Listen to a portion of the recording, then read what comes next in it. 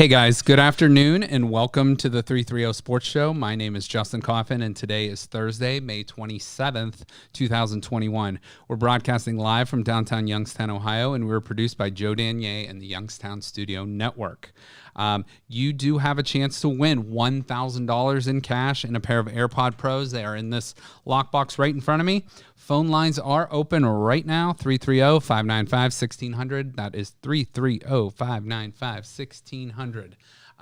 Make sure to follow us on all the social media platforms at 330 Sports Show on Instagram, Twitter, and Facebook.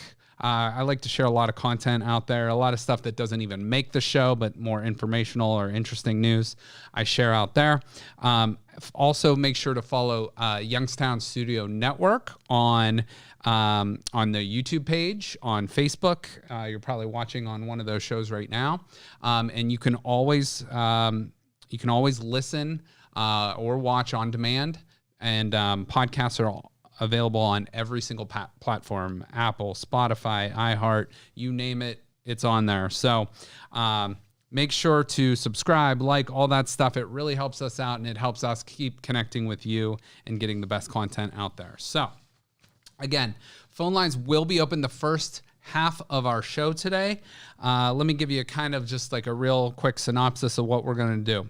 The second half of today's show, we are going to have an NFL coaches draft. So we're going to rank the coaches 1 through 32, and you'll be able to kind of see why we picked those coaches in the positions we did. Some are, pretty obvious, but some might surprise you a little bit.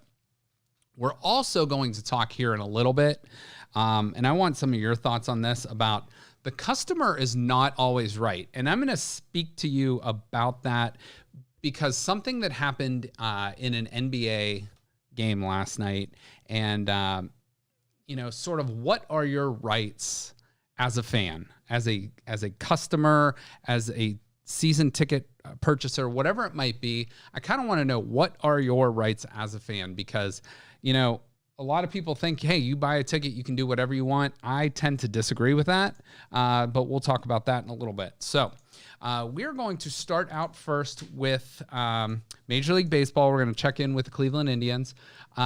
So right now, the Indians lost last night 1-0 to the Detroit Tigers. And again, shutout. Unfortunately, the pitching was great. The defense was really good.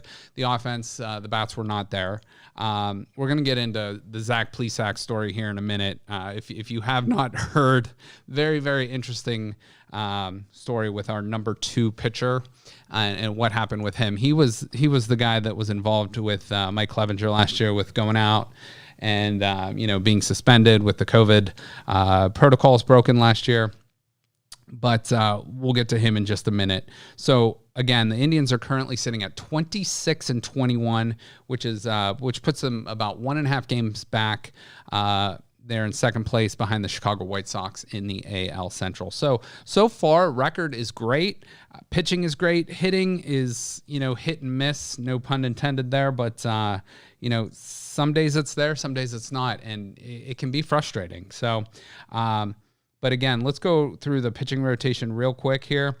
Shane Bieber, the reigning Cy Young Award winner for the Tribe, having another great season, leads the league in strikeouts, already nearing 100, which is insane at this point of the season. You have Aaron Savale right now. He is going to be your number 2 pitcher here for a while. He leads the major leagues with 7 wins and a 3.04 ERA. Dan Pleisak. So the picture we just showed you a minute ago, Dan Pleisak, our overall number 2 pitcher. This is a very, very interesting story. Currently, he's 4-3 with about a 4 ERA in his 10 starts. He is now on the disabled list for, I'm going to say, a minimum of 3 weeks, if not longer. But he broke his thumb, and listen to this. He broke his thumb by, and this is Terry Francona's words, not mine, by rather aggressively taking off his undershirt after a rough start. So he had a pretty tough start against the Twins the other night. So, frustration comes out. he gets bent out of shape, takes off his jersey, and then apparently just ripped off his undershirt, but his thumb got caught on a chair, and then the thumb broke. So, and it's his pitching hand, which, you know, it just makes a bad day even worse. You know what I'm saying? At least it's not a drone blade or anything like exactly. that. Yeah, the Indians have a bad luck with the pitchers and dumb injuries. But, you know, I can recall, like, way back when people going on the disabled list for, like, you know, playing with their dog and, like, twisting an ankle. I remember one guy fell down the stairs before a playoff game. I remember Sammy Sosa even. And I don't know if this is true or not, but it sounds like a great story if it is true.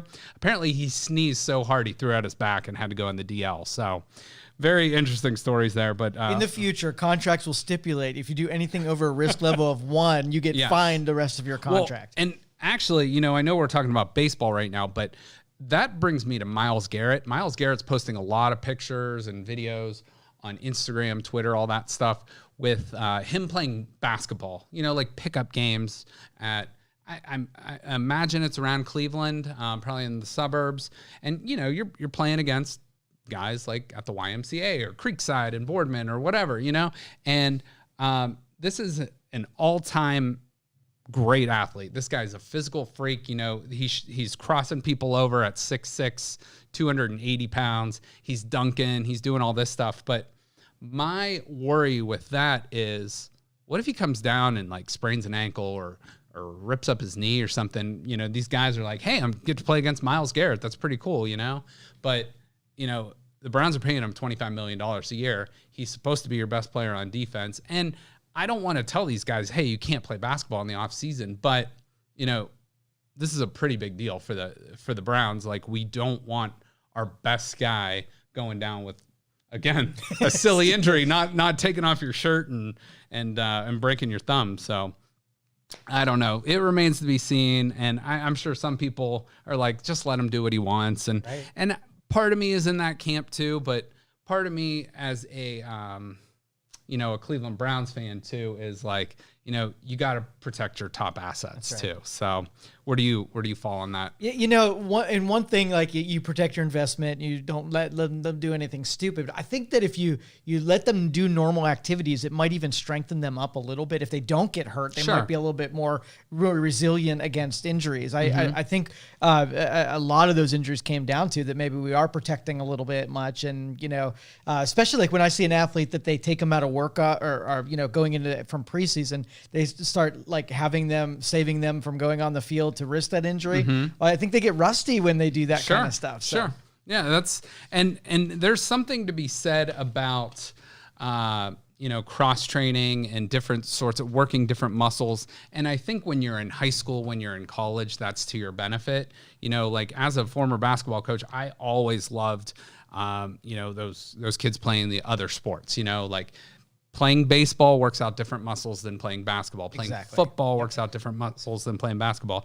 But you just always have that like little doubt in your mind of like, or worry in your mind, maybe I should say, of someone coming down and hurting themselves, you know, in a unnecessary injury. So yeah, and I still have, you know, a weird theory about why so many ACLs and weird injuries that way. I think when these guys get toned to that point and they're so like brute force or brute strength is they end up getting those weird injuries that are season enders. They're not like go to the hospital. They're like, you're done for the year. Right. Yeah. And you're taking these freak athletes with the same ACL as, you know, your average person, you know what I mean? So, so that's something to be seen. Joe, I'm going to throw this poll real quick. A couple quick more baseball notes. So I saw, and I don't know if this is true or not, but I saw it leaked out of one of the Cleveland reporters that said the top 3 contenders for the new Cleveland Indians name are the Municipals, the Spiders, and the Guardians. So I threw up a poll on Twitter and actually, you know, got about 160 votes. So pretty good sample size. The Spiders came out with 51% of the votes, Municipals 30%, Guardians 11%, and then I had people say like others. Like I'm actually in the other category. I kind of like the Blue Sox. I kind of like the Blues. I've even heard the Grays. So those are all kind of cool names. I'd be okay with any of those names, but people, believe it or not, are really, really passionate about this. There's someone out there, and he even sent me a link. I don't know this person, but he built this entire website, created these new uniforms for the municipal team that he's kind of rooting for. But people that love the Cleveland Spiders idea are all in on that. They love it. They love the logo, or the possible logo, and everything you can do with it. So I just thought that was interesting, and people are passionate about that. So I'm in the others camp, but I want it actually to be the Cleveland Others. That would be funny. Another other that I would like would be the Cleveland Baseball Club too. I think that's simple, basic, and it might be a little boring to some people, but yeah, I can see where you fall on that. So I can get behind I'm just that. being snarky. I'm sorry. that was too predictable. The other baseball note I have is just total random, but Joe West, who is an umpire, he actually just set the career mark for umpiring, or whatever, in a baseball game. He's been doing it since the 70s. 5,376 games being an umpire in the major leagues. Very, very impressive there. 5,376. So congratulations to him.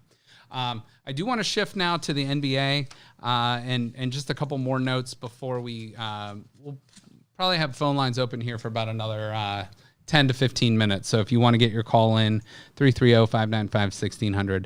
But real quick on the NBA, in the Eastern Conference playoffs right now, we got game two last night, Philadelphia is leading that series 2-0. They're going to play Saturday at number 8 seed Washington. And I'm going to get into a little bit of what happened with Russell Westbrook and some fans in Philadelphia last night. It was kind of a little bit of an ugly scene, but we'll get into that. Another Eastern Conference series, the 4-5 matchup. The Knicks beat Atlanta last night, and you would have thought by the video the New York Knicks won the NBA championship, but they're the favorite in this series. They were playing at home, beat the Atlanta Hawks, so they tie that series up 1-1, but you got to give Knicks fans a little bit of leeway here because that was their first playoff win in over 8 years. So that series should be really, really interesting, tied at 1. Let's see what else we got. Game 3 will be, tonight as Milwaukee and Miami play. Milwaukee holds a 2-0 lead, and they're looking to avenge last year's series loss to the Miami Heat. And finally, the fourth Eastern Conference game, we have Brooklyn at Boston. Brooklyn leads that series 2-0, and that game will be tomorrow night, Friday, and that will be Kyrie Irving's return to the Boston Garden. So that should be pretty interesting there. I'm kind of interested to see how the fans will react because he has not played there since he left Boston. In the Western Conference, this series tied at 1-1, Phoenix and the Los Angeles Lakers. That game is also tonight. Chris Paul and the Suns look to take back home court advantage against the defending champs. LeBron, AD really stepped up in Game 2 to even that series at 1. Also, Game 3, this will be this weekend. We have Denver at Portland. That's the 3-6 matchup. Denver has the MVP favorite, Nikola Jokic. He looks to take command as they go into Portland and take on Damian Lillard and CJ McCollum. The third of 4 series is Game 3. We'll have the Los Angeles Clippers, taking on the Dallas Mavericks in Dallas. Dallas, the 5 seed, has a 2-0 lead, and Luka Doncic has been absolutely fantastic. So basically, if they win Game 3, it's over. So, Paul George, Kawhi Leonard really got to step up here.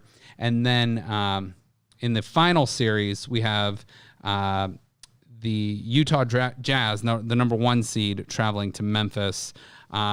last night Memphis lost, but Ja Morant went for 47 points last night, even though it was a loss.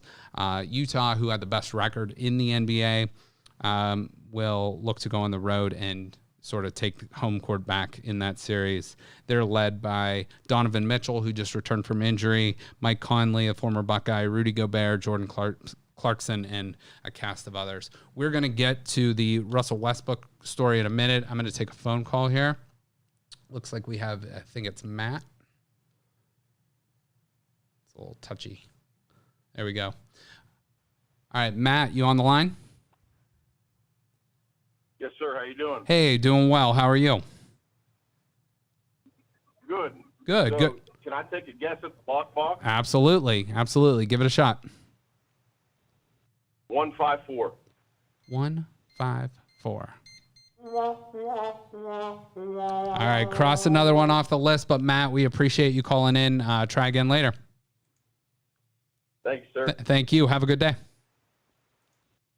All right, so one more number off the sheet. I know Joe's going to probably go to his spreadsheet now and How'd you know? check that So out. predictable. I know. It's all right. That's good, though. Like, so what would you guess? How many combinations you think are left? I'm under 130, probably like 120 something. Okay, so we're down to about 120 opportunities here to But that was to win. definitely one that was still available. Yes, So yes. Yeah, I'm looking at the numbers, and remember, it's what? One odd, two even. Yes. One odd, two even.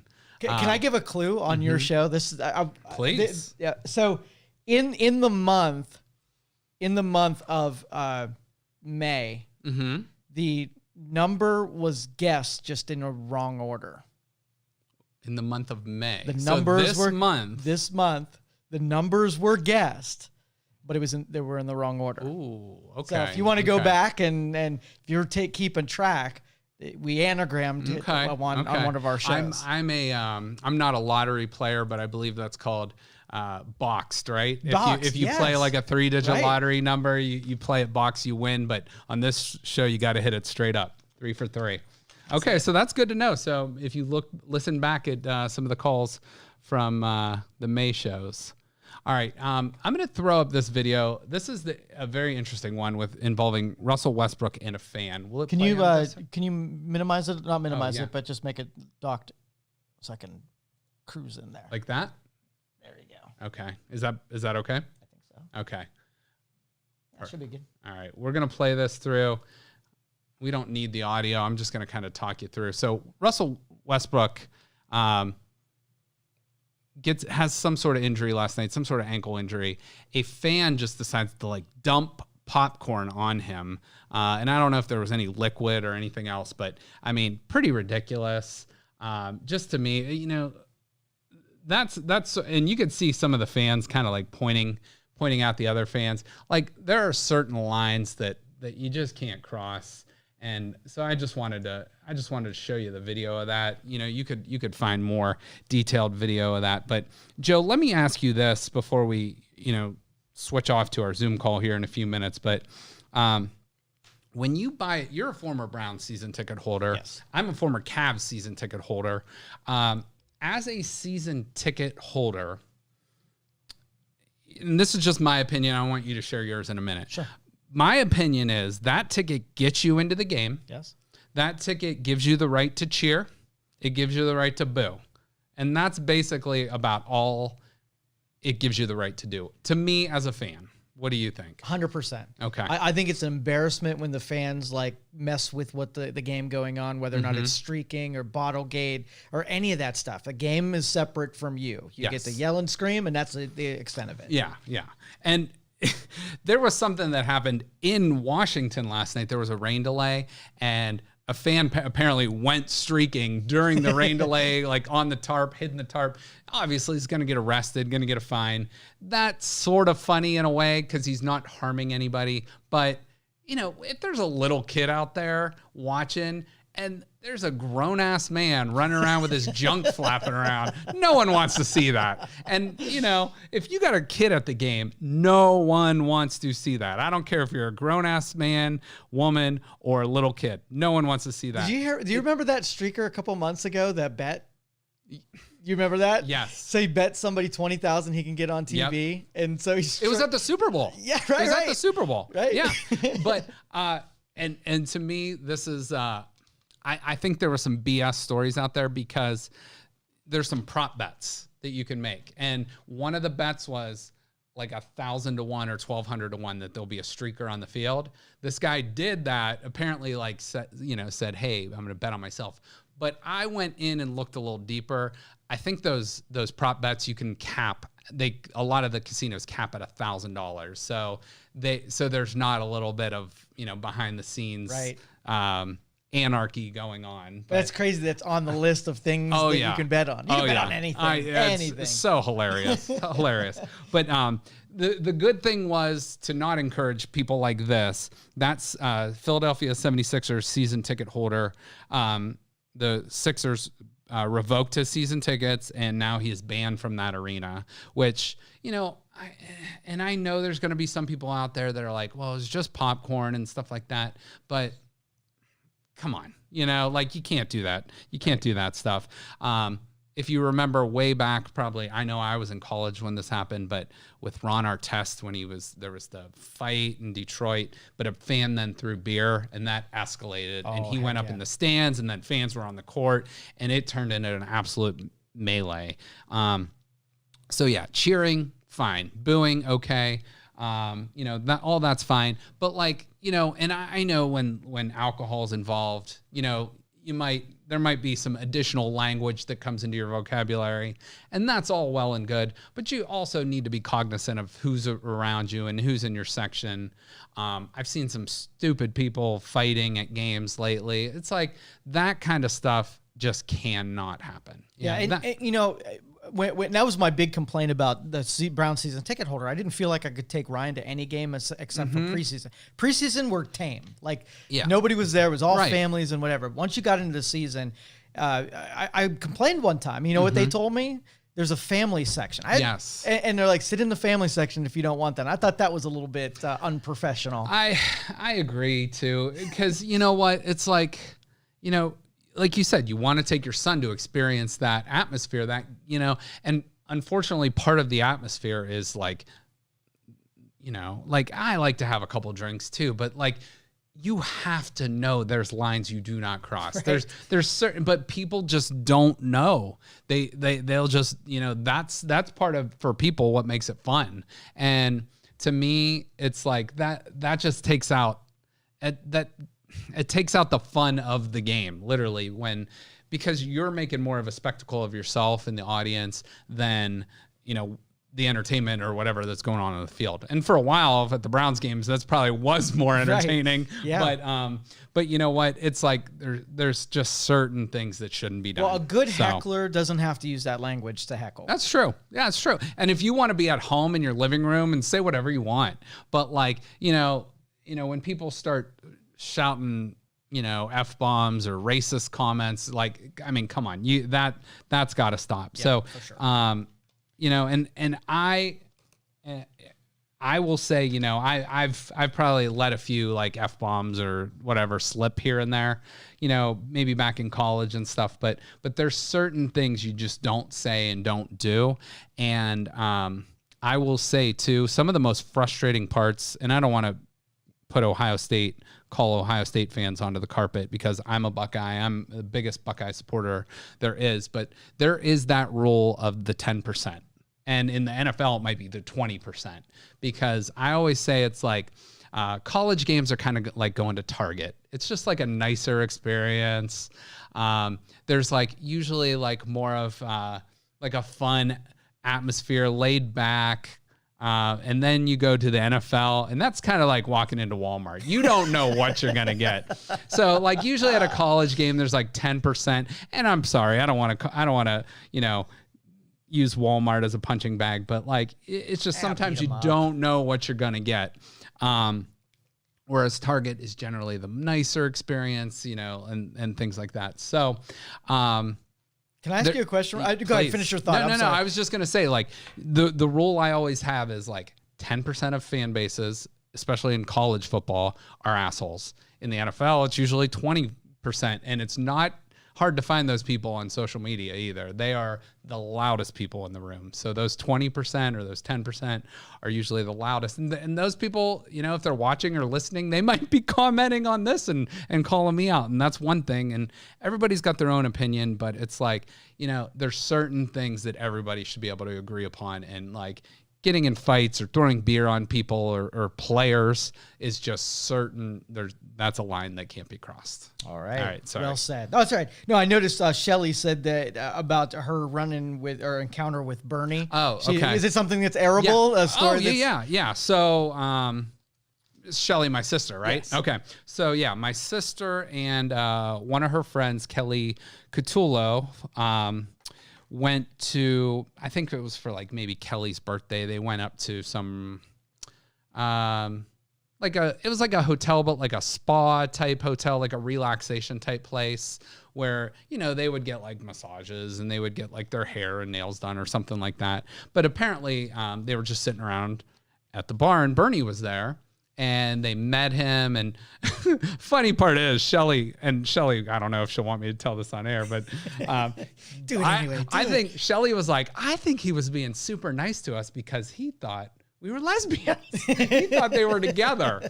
So they were just friends, and that, you know, they were there on a retreat together. But for, like I said, for Kelly's birthday, it was just kind of like her birthday present. But Bernie was like super nice to him, took pictures with them, let him wear his Super Bowl ring. And Shelly, at some point, I'm gonna ask her to get in contact with Bernie for me because I don't have Bernie's information, but Bernie needs to be a guest on our show. For sure. You know? For sure. He's a Boardman guy, you know, Miami Hurricanes, then on to the Browns, then on to the Cowboys, and I think he even finished his career with we have Lisa Resnick in the back with Lisa's Miami Dolphins. I think he finished his career with. So, two athletes that I still get starstruck because when I was a kid, you had Bernie Kosar and Ray Mancini that would be everywhere signing autographs, and I got every time that they would be in a public place, I would have my dad take me to wherever and get his autograph. Yeah. So even when I see these guys now, I'd probably not be able to ask them to do an interview, but I'd probably ask them for an autograph instead. Oh, okay. See, I like autographs and stuff. That's great. But I would just rather have my picture with someone. Like, to me, it's like, I don't know, because you could put it in a frame or do whatever. But I understand, like, both sides of the coin, you know? Right. I have LeBron's, and I'm not a huge autograph guy, but I have a LeBron framed jersey in my basement. And to me, it's just phenomenal. For everything. Yeah, it's awesome. Yep. But I've been to many events where I've met Urban Meyer and I've met Heisman winning quarterbacks, and I've met a ton of NFL or NBA or whoever, players and coaches, and to me, I'd rather have the picture than an autograph. Like, that's just me, and a lot of times it's the conversation with them too. It's just like kind of cool to interact with those people. But I don't get starstruck with athletes. Maybe if it was like LeBron or somebody like that, I would. But with, like, if I see a celebrity, then I'm like a little bit, especially if it's a female celebrity that's at the top of her game, like that would get me like a little bit like I would be a little Justin intimidated. Yeah, I would have to take a step back. Yeah. So we'll see, but we'll talk more about that on future shows. But appreciate you guys for listening. We're going to get into a Zoom call here in a minute, but I do want to wish everybody sort of the kickoff for summer here coming up. Memorial Day is on Monday. Thanks to everybody out there that serves us in the military, and we appreciate all you guys. But I think you guys are really going to like this call here. We draft NFL head coaches 1 to 32. We actually go to, I think, 29, and we kind of let the last 4 play out themselves. But I think you'll think this is really interesting. So go ahead and take a look, and we'll see you next week. This meeting is being recorded. That is correct. We are broadcasting tonight. It is Monday night. We're recording this for, I don't know if I'm going to use this for Tuesday or Thursday show, honestly, ahead of time. But Brett Franklin and Greg Kirchner are joining me. We are going to first do a NFL head coaches draft. So 1 through 32. We're actually going to make it 1 through 30 with the 3 of us. So we'll each get 10 picks, and we'll see who the 2 guys left over are. And So this year we have 25 head coaches that have, at least done it for 1 year, and then 7 new head coaches in the league. Atlanta, Houston, Detroit, Jacksonville, the Chargers, the Jets, and the Eagles all have new head coaches, first-year head coaches this year. We're not going to name drop. We're just going to pick our guys, and if we want to elaborate on them, then we can. So we're just going to do this batting order style. It's going to go Greg, then Brett, then to me, then Greg, Brett to me, and so on, until we get through 30 picks. So, Greg, with that said, you're going to lead off. And again, these are the way we'll do it. I mean, you're just assessing basically if you were the general manager of a team and all these head coaches were available, who would you pick? Let's just say for a 1 year scenario. Who would you pick? So, Greg, you got the first pick. You're up. All right. Well, for my first pick, I'm going to go with Bill Belichick, and then probably explanation not really required. I mean, he's arguably the greatest coach in the history of the league. 6 Super Bowls. So I'm going to go with Bill.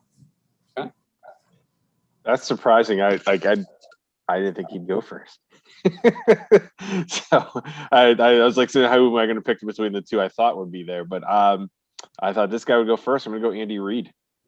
I think it's, you look at what he did in Philadelphia, what he's done in Kansas City, you just really, I mean, that is a career of careers. And next to Belichick, I don't know if there's a better one at this point. And I think if he is able to string together another couple great seasons, another couple championships, he's going to be up there with Belichick. Okay. All right. Very good. I actually, you guys left me with my number 1 pick overall. I'm going with John Harbaugh, Baltimore. I love John Harbaugh. I'm not a big fan of his brother, as I don't think any of us are. But I think John Harbaugh does the most with the least. He's gotten them to a Super Bowl, and consistently they're year in, year out winners. Hopefully the Browns can finally overtake them this year, but I think Jim Harbaugh is a really, really, really good. Oh, excuse me, John Harbaugh. Really, really good football. So, to be fair, I do want Jim Harbaugh to stay up at Michigan forever. Just stay there. So, Yes. so the first Lifetime contract. we got Bill Belichick, Andy Reid, and John Harbaugh. So back to Greg with pick number 4. Okay. All right. Well, I'm going to go kind of I'm going to go kind of the other end of the spectrum from Belichick, who I would consider kind of the ultimate players coach, Pete Carroll. Okay. Pete Carroll had a great, he's obviously had a great career. He's only won 1 Super Bowl now. They kind of flubbed up the chance to win the second one, but they're always competitive. And I actually really like the way he runs his team and his sideline demeanor. Usually you don't see a lot of football coaches that are like super positive all the time, but I feel like that's Carroll, and I feel like he's pretty genuine in it. So I'm going to go with Pete. Okay. That's a good pick. Nice. Yeah, that is. I'm surprised. So Reed was my number 1 pick, and he was my number 2, Sean Payton. And I'm interested to see what he's going to do without Breeze, though. So I think that's the caveat, I guess, that we're kind of stuck with. But, kind of like Greg, he won 1 championship. He could have won more, but I do think they were snubbed a couple times as well. We know about the helmet-to-helmet interference. But I think, in terms of play callers, he's one of the best there is out right now. Okay. Agreed. And this makes me feel even better about my Harbaugh pick, because I think the other 4 picks that have been made already, Peyton, you got Drew Brees, Pete Carroll, you got Russell Wilson, Andy Reid had Donovan McNabb and Patrick Mahomes, and Belichick had Brady for all those years. So I feel like Harbaugh kind of hasn't, Flacco, he's kind of like, was a decent guy. Now, Lamar's been the MVP, so, he has had a good quarterback the last few years.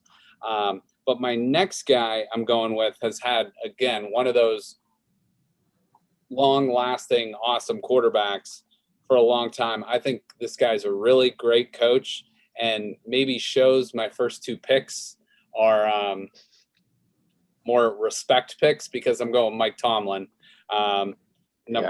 With the sixth pick, I think Mike Tomlin is an excellent coach. Do I always love him? And not necessarily, but I respect the hell out of the guy. I think he's a fantastic coach. But would love to see the Steelers struggle this year under him. So, and again, we'll see what he does after post Roethlisberger era. But I saw a couple things where Steeler fans were saying, let's get a new coach. You're not getting anybody better than Mike Tomlin. So, so Mike Tomlin is my pick there. So, so recapping that second round, pick 4, 5, and 6, Pete Carroll, Sean Payton, and Mike Tomlin. So Greg, we're going to go 7, 8, and 9 here. So Greg's up. Okay. Well, I'm going to go up again. I think I grabbed the 2 oldest coaches in the NFL. So now I'm going to go flip side on that. I'm going to take Sean McVay. Kind of like a boy genius. I mean, he hit the scene as a really young head coach, had a lot of success. He's just a high energy kind of, lives and breathes football. I like rooting for the Rams too. His teams are fun to watch. It'll be interesting to see what he does with Matt Stafford this year. He sort of upgraded a quarterback. He did really good things with Goff. And they still have a pretty good defense, even though the Browns sniped a couple of their better secondary guys. But Sean McVay it is. Very good. I was ready to fight you, Greg. I was ready to fight you. But then I'm leaving the other Sean for you. You redeemed yourself, and that's what I'm going with. I'm going Don't with Sean worry. McDermott. Yes, talk about out of respect. I'm not going to touch him. He's all yours. Yeah, I'm going Sean McDermott. It's and I'm not even going to go on this on the fanboy side of it. He took a team that hadn't been to the playoffs in forever. Them and the Browns actually had the longest droughts at that point in time of non-playoffs. I think the Bills were maybe even longer. It was 99 to 2017 or 18. Okay. I think it was 2017. And they hadn't made the playoffs in so almost 20 years, 18 years it had been. He's been in the playoffs in 3 of the 4 years he's coached them. And I think every year he's gotten better. He's coaching Allen up. He's got great tools around him. And the defense, while it's kind of staggered a little bit the last year or so, but I think they're heading in the right directions, and it's great to see him. Oh, and Brett, you as offensive coordinator up there in Buffalo too. Bias. For anybody that doesn't know what I'm talking about, look up a picture of Brian Dable. So, but no, that's a great pick. So both Sean's with our 7th and 8th pick there. I am going here.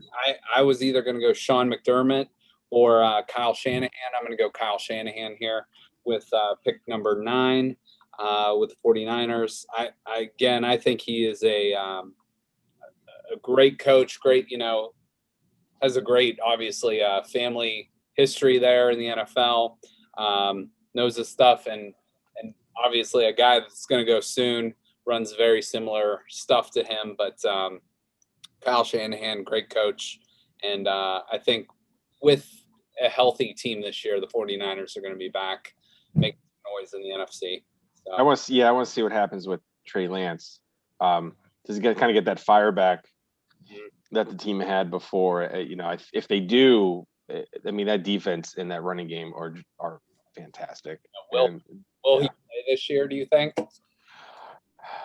I think at some point he does. I don't know if the earlier he's playing, maybe that the better it is, because if he's playing late in the season, it might mean they're having a bad year.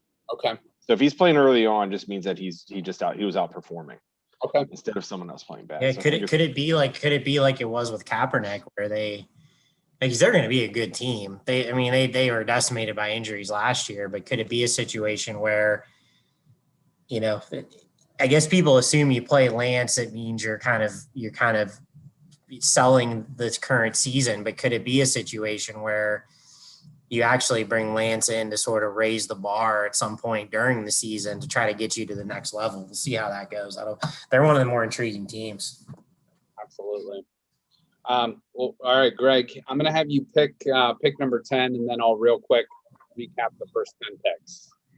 Okay. Well, I think it's time because I don't think he's coming back to me. So I'm going with Kevin Stefanski. He wasn't. Yeah. I mean, He wasn't. You know, 1 year, small sample size, but you can't argue with what you saw. And just real excited to have him. He seems to have changed the culture in Cleveland. And now it's interesting. Now there's there was expectation last year, sort of, but now it's like, the expectation is Super Bowl. So it's a different kind of pressure on him this year, but I love everything that he's done since he walked in the door. Yeah, no doubt. And actually, to be transparent here, I had Kevin Stefanski ranked number 10 on my list overall. So that's right where he went. I think that's a solid pick. So let me real quick review the first 10 picks. We had Bill Belichick, Andy Reid, John Harbaugh, Pete Carroll, Sean Payton, Mike Tomlin, Sean McVay, Sean McDermott, Kyle Shanahan, and now Kevin Stefanski. Brett is going to be making the 11th pick here. I'm gonna jump down my list, just like a couple picks here, because I'm just not so sold on. The more I'm thinking about it. So, and I'm not going to be as nice as Greg was to me. I am going Brian Flores. Good pick. I, as much as it pains me to say, I like what Miami's doing. I still am not a huge Tua fan, but that team is set to succeed. And I think with Flores being there, I think he's going to do it. Yeah, I think that's a great pick. And you made my pick easier because I had these guys ranked 11 and 12. I'm going to go Greg with our buddy Bruce Arians. That's who I couldn't pick. I was struggling taking him. So I got the fedora, but I think Bruce Arians, with what he did, again, Tampa was another one of those teams, Brett, that had a long playoff drought. Browns the last decade or so. He comes in, obviously, has Tom Brady come in, which helps a lot. But, if you heard stories, there were some serious, butting of heads with those two last year. But, part of being a head coach is dealing, actually, I would say a big deal about being a head coach in a professional sport is dealing with the personalities. So he did a great job there. And I'm wearing a Barstool sweatshirt, so maybe one day he'll be announcing some games with Barstool. So we'll see. But Bruce Arians with the 12th selection overall. So back to Greg with pick number 13. So this is really interesting. So I guess, and then this is going to speak to the fact that sometimes I think I know why he slipped to this point. But I'm actually going to take the coach with the highest winning percentage of any active NFL head coach, and I'm getting him 13th. Matt LaFleur, Green Bay. He is, let's see, I had it up here. He's 28-8 for a 778 winning percentage in 2 seasons. He's made the playoffs twice. I believe he's gotten to the NFC Championship. No, they didn't get to the NFC Championship last year, did they? I think they fell apart in they lost round. To Tampa. I couldn't remember if it was divisional or whatever. But anyway, NFC Championship divisional round. I think he slipped because his quarterback's Aaron Rodgers, and it'll be very interesting to see what they do if Rodgers leaves. But can't argue with what you've seen so far. And again, kind of a young up and coming guy. Yeah, a little bit with him was it's not so much Rodgers, but it's this when they lost in the playoffs, it seemed just like bad game management and planning. Yeah. And so it's kind of partly that, and then you kind of do slap on the Rodgers stuff, and it doesn't help. Sure. So okay. I was gonna do a White Goodman voice for LaFleur, but I'll say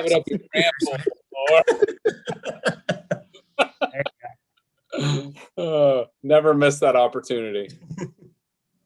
I'm gonna go with a a favorite of mine from the Buffalo Bills days. We're gonna go Frank Reich. Yeah, that's a good pick. Cool. I like that one. I like him having Wentz.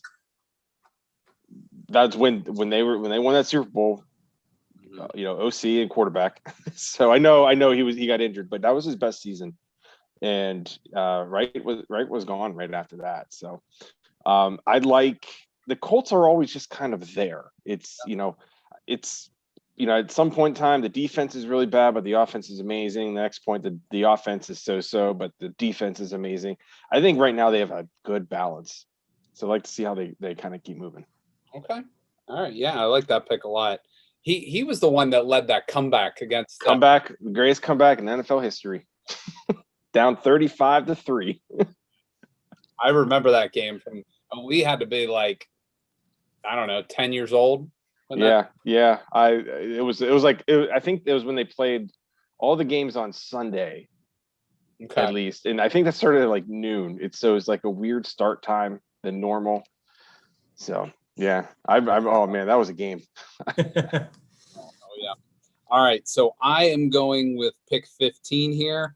I'm going to go with a local guy, a Buckeye, caught several touchdown passes as a defender from Tom Brady.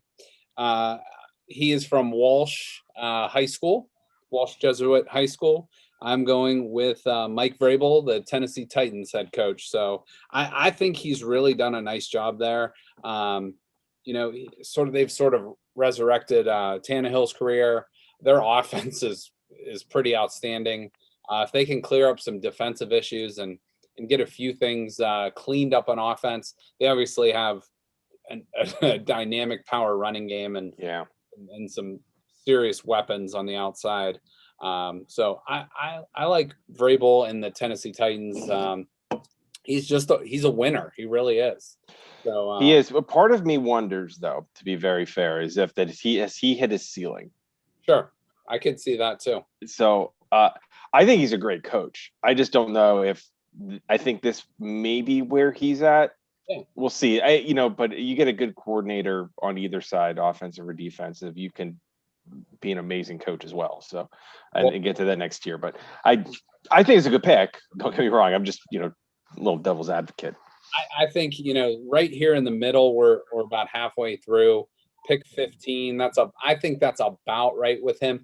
Plus, another guy that's going to go later in the draft was his OC and now the head coach somewhere else. I'm not going to name drop, but we'll see how he plays out. So Greg, we're going to go back to you. Pick 16. There's a couple of big names out there that I'm actually going to pass on to go with a guy that I would say is one of the most underrated coaches in the NFL, in my opinion, Ron Rivera. Yep. Yeah, I mean, absolutely. Yeah, I mean, he really had a great career in Carolina, got him to a Super Bowl. Cam Newton was an MVP under him. I think it was one of those things. I don't even remember when he got. It was like one of those like they kind of had to fire him, I think, because they had a really bad year. But he was so good there. And then 1 year with Washington gets him to the playoffs with no quarterback to speak of whatsoever. Again, changes the culture. He's a high character, good culture guy, and an easy guy to root for. Yeah, and he's on the way out. He's sporting the best defense in the NFL. Yeah. So if they can shore up some of those offensive issues, he's got a hell of a team, and he's a good enough coach to get them far. Riverboat Ron. Yeah. All right, I'm up now. I'm gonna go Mike Zimmer, Minnesota. I like him. I wasn't sure about him when they did bring him in, but you know what? He's gotten the players to perform well, and they haven't really missed a beat. So I like Mike Zimmer. This is really interesting. Looking at my list, like these guys haven't been taken in the exact order, but my 1 through 17 coaches are all off the board. Same here. Same. they've gone in different orders that I've had them than I have had them, but I think that's really interesting. We can pretty much have a consensus saying these are the top 17 coaches in the NFL. So very, very interesting.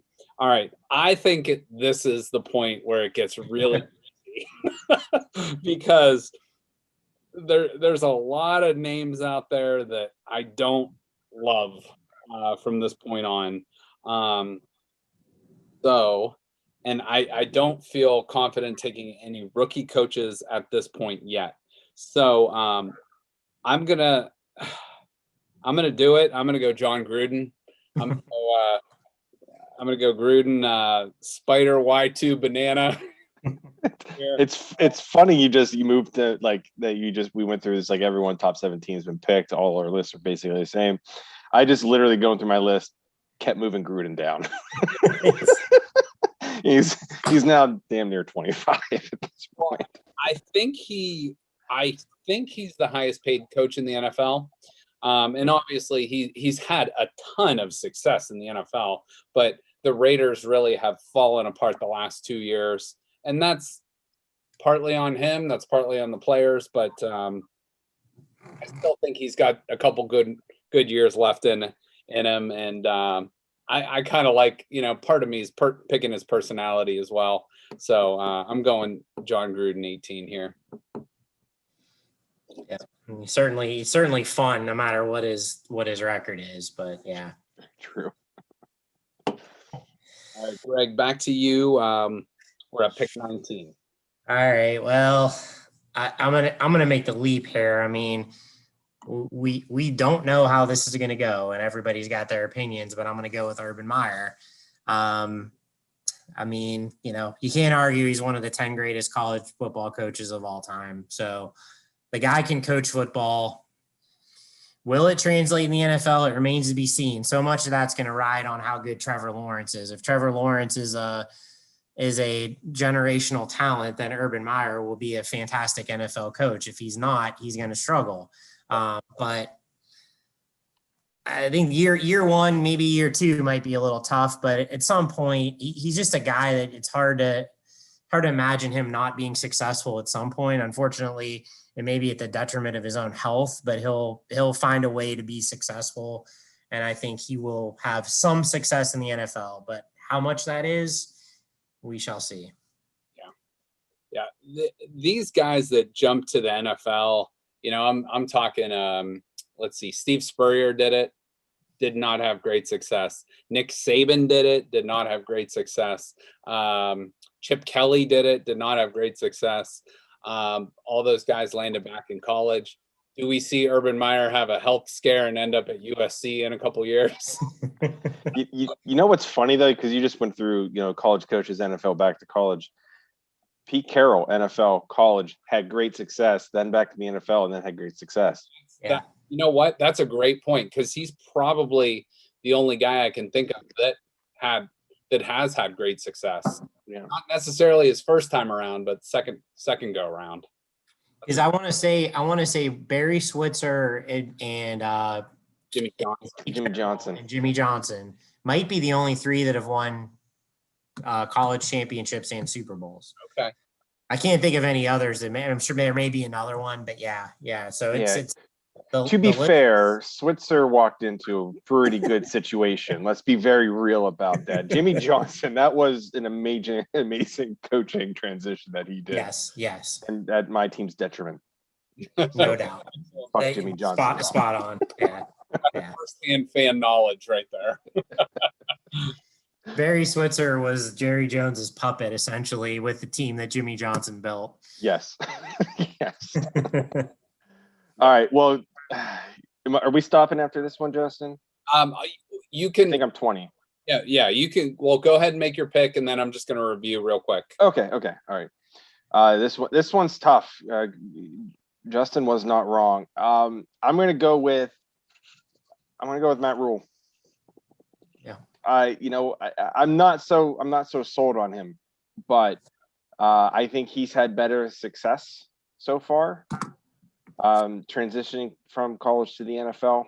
I want to see how he does with a couple new quarterbacks, though. and see how he handles that situation.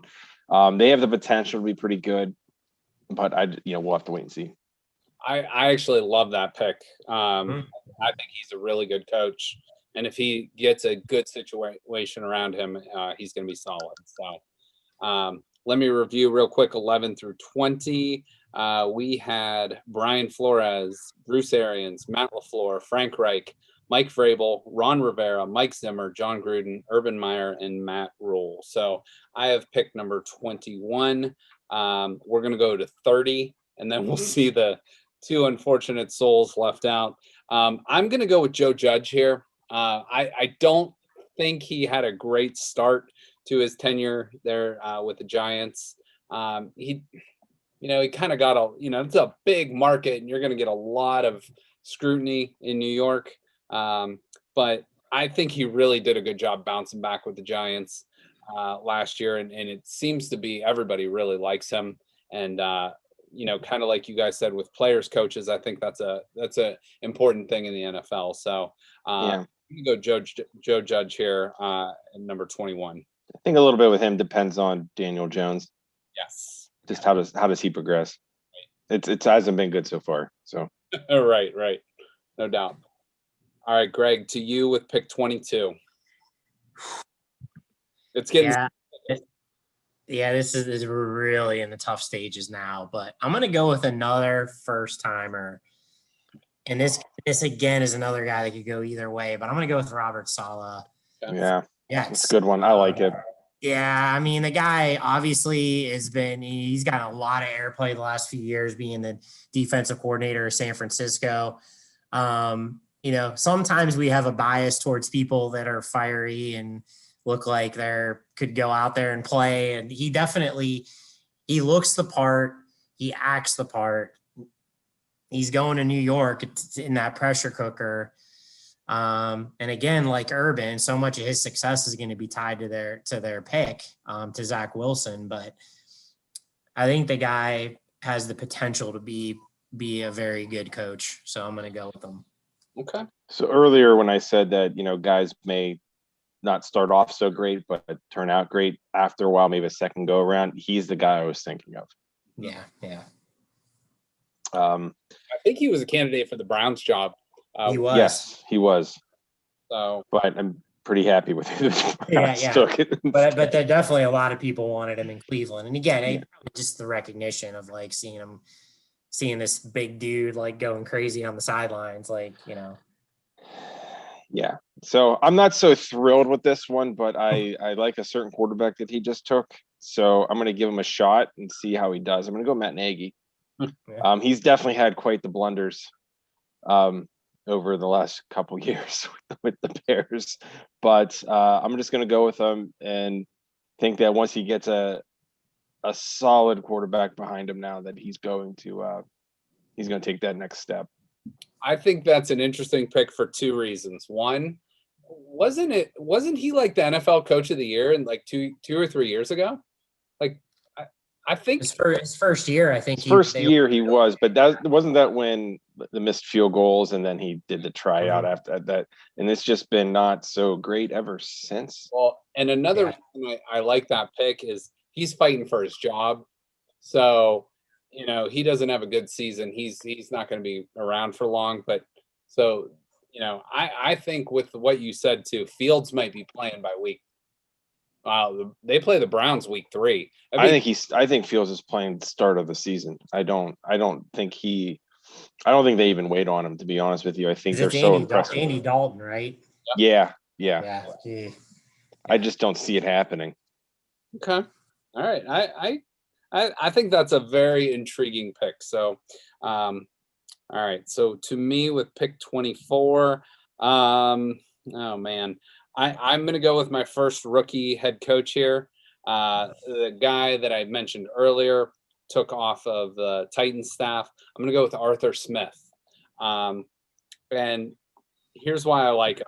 He's an offensive mind. Now, I know Julio Jones said today, like, he kind of wants out of Atlanta, but they still have Calvin Ridley. They still have Matt Ryan. They still have some offensive weapons. And Arthur Smith, and somebody will have to fact check me on this one, but the dude is loaded. Like, I mean, his family is worth tens of, if not hundreds of millions of dollars. But he chooses to coach, which means he loves the game and he has a passion for it and he wants to succeed. So, he's got Home Depot owner over his shoulder. That guy's a little creepy, if you ask me. But isn't his last name Smith too? I felt like there was first Arthur Blank. Arthur Blank. Okay, so first there was a similar name in there. Okay, but Arthur Smith's dad, he founded a small shipping company called FedEx. Oh, so yeah, I would say however many millions you said, it's probably on the high end of that. Just a little bit. That's impressive. I guess on the other end of this pick, maybe he's like, yeah, well, if it doesn't go well, I got the Fed. Yeah. So yeah, I'm gonna go Arthur Smith there, 24. So we'll see how it goes. But I think he's a good offensive mind. All right, Greg, you have pick 25. Oh gosh. I know. This is so brutal. I keep saying it. Just take him so it gets off my list. Well, I don't know which one you're talking about. I just like I'm gonna go Cliff Kingsbury. That's who I'm talking about. Yeah. Well, at least he'll look good in a team photo. At least. I don't know. I mean, he hasn't been successful really. He hasn't been overly successful. He wasn't overly successful in college, and he had some great talent. He hasn't been overly successful in the NFL, but he's got a pretty talented team. So his talent level in actually Arizona is incredible. So the fact that they're nowhere near where there should be is really bad. Yeah, I mean, it's getting to the point now, but I guess we're at 25, so this is about right. I mean, he's probably got another year or two to do something. Otherwise, I could see him ending up back in college. Yep. No doubt. All right, Brett, you got pick 26. Yeah. I'm gonna go. God, man, none of these are good. if I didn't say it loud enough, none of these are good. Well, you know what? I'm gonna do this, and I don't like doing it, but I'm going based off of offensive talent, and I'm gonna go Zach Taylor, Cincinnati. Ooh. I think the owner. I hate the Browns are off. The owners, the Mike Brown. They're just terrible. But basically, to me, that team just needs some offensive linemen. I just hope Joe Burrow can survive another season without getting an injury, because I don't know if he can. But I'm going to go with it, and if Burrow's successful, Taylor's successful. Okay, all right. That makes my pick easy. I'm going with another team that I think has offensive skill, not necessarily the quarterback yet, though. I'm going to go with Vic Fangio. I was literally deciding between those two. I just think the Broncos have the better team of those two, but the Bengals have the better quarterback. So, I guess it's when push comes to shove there. So we have 3 picks left. Oh, man. So 4 of those coaches are brand new, and we just have one remaining head coach that's been around for a long time. We'll just say. And he's coming off the board. I'm interested. I was hoping he was going to be one of the last 2, so I can just ridicule him. Yeah, I mean, Mike McCarthy. I don't know. He had success in Green Bay. He did win a Super Bowl, right? Right. He should have won 4. Let's be very real about it. I know. I mean, clearly year 1 in Dallas. Now, Dak got injured. That derailed their season. To be fair, that defense look like he knows what he's season. doing. He doesn't look like he knows what he's doing at any point in time, but he does have. I think he's like I just sorted my coach list on wins, and he's got the 1, 2, 3, 4, 5, 6th most wins of any current active. But what's his wins per season? Because he's been around it's pretty so good. long. It's pretty good. He's 141, 95, and 2. So, but again, that's a good record. It's Aaron Rodgers again was riding Aaron Rodgers' coattails but so much of all these picks are like, I mean, all these guys were We're picking just guessing at this point. because Yeah. they don't have quarterbacks. Yeah. So it's yeah, McCarthy. Well, Brett, let me just preface this with I have 2 guys that are still out there that I have do not draft. So I'm hoping you don't. Oh, well, I'm pretty sure. I think I know which 2 you're talking about, but we'll see. I know one for sure. And the thing is, mine, I think, because at this point I just started typing stuff down.